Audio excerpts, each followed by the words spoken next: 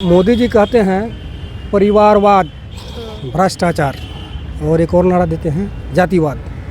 ये कभी हिंदुस्तान से ख़त्म होने वाला चीज़ नहीं है। आप भले कहते हैं कि जातिवाद ख़त्म करो, मैं एक ब्राह्मण से कहता हूँ, क्या एक मुसहर से शादी तुम अपनी बेटी को करवाओगे? करवाएगा वो? नहीं करवाएगा। कहते हैं माथे तिलक मधुर बानी और ठगवा के है यही निशानी। मोदी जी कहते हैं मैं तो कमंडल लेकर जा रहा हूँ, चला जाऊँगा झोला लेकर। भिखारी आदमी देश को चला रहा है। जो आदमी नीतीश जी को इतना गाली दिया, मोदी जी 2014 में कहे थे ना, इसका डीएनए खराब है। हाँ, डीएनए खराब है। उसके बाद क्या बोले नीतीश साहब, मोदी जी पलटू राम, पलट गया। चलिए पलट गया, ठीक है जी, इसमें आ गए, फिर इसमें वो पलट गया, तो इधर से भी पलटू राम का इनका नाम दे दिया गया। मेन बात है कि विकास पुरुष थे, लेकिन आजकल का जो टाइम रह गया ना, अब इनका अपने आप मिट्टिया पलित कर लिए हैं। छवि अब खराब हो चुका है और जनता भी इनको समझ चुका है। इनका कुर्सी का मोह नहीं जा रहा है। लोकसभा चुनाव बहुत ही नजदीक है, ऐसे में हम लोग पटना के गांधी मैदान में हैं और यहाँ मौजूद जनता से जानेंगे कि इस बार किसकी सरकार बनेगी, वो किनको वोट देंगे, इंडिया गठबंधन या एनडीए गठबंधन। क्या कहेंगे चाचा? मैं ऐसा कहना चाहूँगा कि बंगाल में इंडिया गठबंधन टूट गया, वहाँ ममता बनर्जी अकेले जा रही है और इसी तरह दो अन्य राज्यों के भी यही स्थिति होने वाली है। और स्टेट वाइज अगर कहे तो अब ये देखिए, लेकिन एनडीए जो है इंटैक्ट है वो पूरा। हाँ, तो अब होने दीजिए घोषणा। और सीटों का जहाँ तक बंटवारा है, तो सीटों का बंटवारा तो बिहार में भी अभी तक नहीं हो पाया ठीक ढंग से, या किसी भी महाराष्ट्र वगैरह में वो कुछ हुआ है।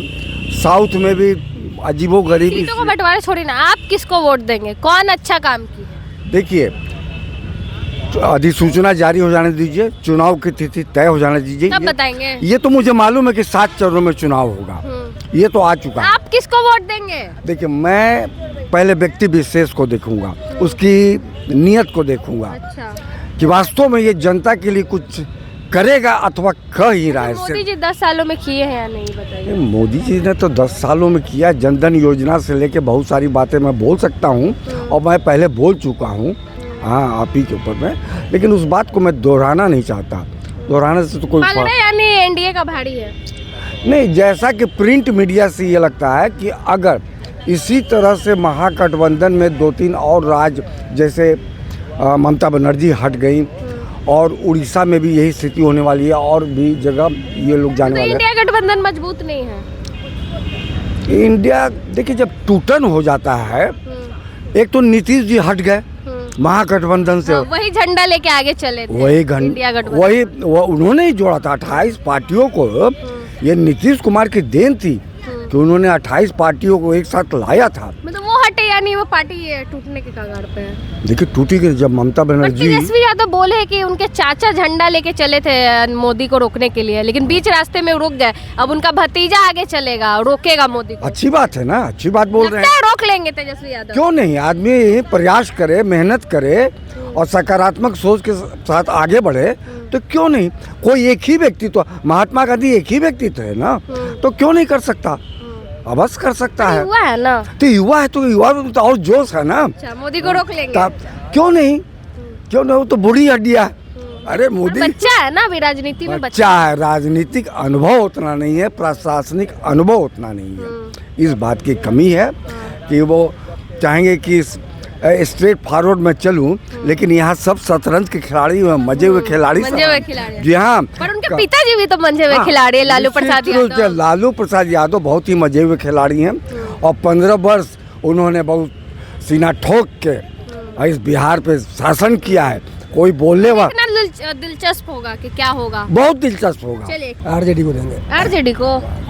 मोदी जी को रोकना लग रहा है कि नामुमकिन है? मोदी जी को रोकना नामुमकिन वाली बात नहीं। संघर्ष करने से पहले आदमी सोच ले कि मैं पराजय हो जाऊंगा तो संघर्ष करेगा नहीं ना। वाह, पर तेजस्वी भी बच्चा लगता है कि वो रोक लेंगे मोदी को। लेकिन सबका चच्चा है। अच्छा, बच्चा है लेकिन सबके चच्चा है। नीतीश कुमार इंडिया गठबंधन बनाए थे, वही थे, सबको लेके साथ चल रहे थे, लेकिन बीच में वो फिर से भाजपा में चले गए।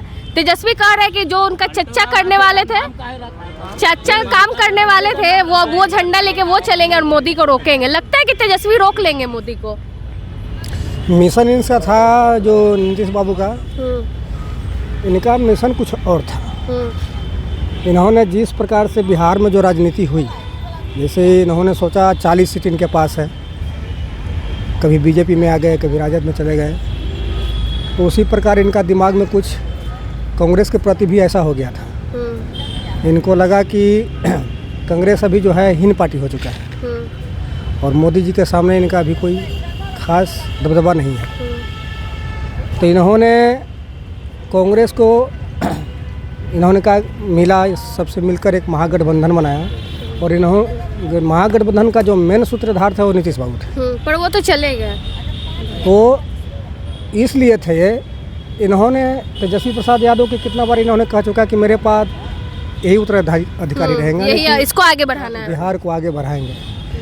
तो इन्होंने सोचा कि अगर कांग्रेस हमको, मेन तो पार्टी वही ना हो गया, सेंट्रल में तो दो ही है ये और भाजपा कांग्रेस। तो इन्होंने सोचा कि अगर मेरे को अगर कांग्रेस समर्थन करती है, मेरी एकता को प्रति वो समझें, मेरी संघर्ष को समझें, और इन्होंने जितने पार्टी जो इकट्ठा किया इसका सबका मेन तो यही थे, तो हो सकता है कांग्रेस मेरे को सपोर्ट करेगी कि भाई कि इस चुनाव का जो चेहरा रहेंगे नीतीश जी रहेंगे, पीएम का। तो इनको उधर से वो मिला नहीं, और राजस्थान गए, मीटिंग हुआ, यहाँ से पहले भी मीटिंग हुई थी, तो उन्होंने खांगरे का अच्छा प्रधानमंत्री नहीं बनाया, मतलब उम्मीदवार नहीं घोषित किया गया, इसलिए नाराज होकर चले नाराज हो गए, इनको पूछ पाछ नहीं हुआ। तो इन्होंने देखा कि भाई हम तो मैं पीएम का इलेक्शन लड़ नहीं सकता, और भाई देवे अगर ऐसा राजनीति करते हैं, अगर राजनीति में अगर कांग्रेस अगर आती है तो हम तो मुखौटा बनकर आ जाएंगे, सारा मेहनत हम करेंगे और प्रधानमंत्री को बनेंगे। तो इन्होंने कहा कि भाई अगर मैं प्रधानमंत्री का इलेक्शन लड़ता हूँ तो ऑटोमेटिक है कि मैं हारूंगा, बनने वाले तो कांग्रेस के बनेंगे ना, हम तो नहीं ना बनेंगे, तो हमारा बिहार का सत्ता भी हाथ से निकल जाएगी, सीएम का भी कुर्सी चला, सीएम का कुर्सी निकल जाएगा। तो इन्होंने सोचा कि भाई ऐसा है, ये कुर्सी तो बचाना है हमको। जो आदमी नीतीश जी को इतना गाली दिया, मोदी जी क्या कहे थे इन्होंने, तो स्टार्टिंग में 2014 में कहे थे ना इसका डीएनए खराब है, डीएनए खराब है। तो एक ऐसा आदमी है जिसको डीएनए तो खाली नहीं का नहीं ना बोला था, पूरा बिहार के ऊपर फर्क पड़ता है। उसके बाद क्या बोले नीतीश बाबू, मोदी जी पलटू राम, पलट गया। चलिए पलट गया, ठीक है जी, इसमें आ गए, फिर इसमें वो पलट गया, तो इधर से भी पलटू राम का इनका नाम दे दिया गया।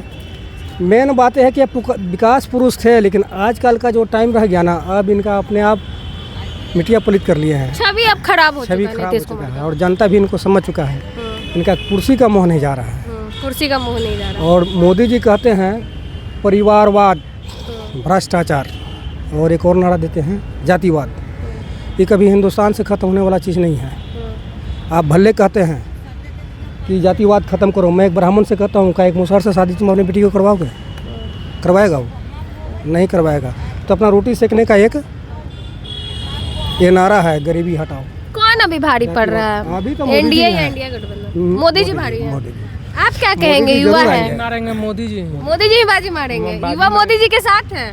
मोदी जी ही बाजी मारने वाले हैं। 2024 के चुनाव में सेंट्रल में अच्छा सरकार है, क्योंकि मोदी जी के हटने के बाद पूरा स्थिति खराब हो जाएगा। क्या खराब हो जाएगा? स्थिति खराब हो जाएगा, मतलब वही चोरी बढ़ जाएगा, बहुत कुछ बढ़ जाएगा। इसलिए ऐसा कुछ नहीं है, ऐसा कुछ नहीं है, ऐसा कुछ नहीं है। जंगल राज आ जाएगा, जंगल राज। और स्टेट में इससे पहले मंगल राज में काहे नहीं हो रहा अभी?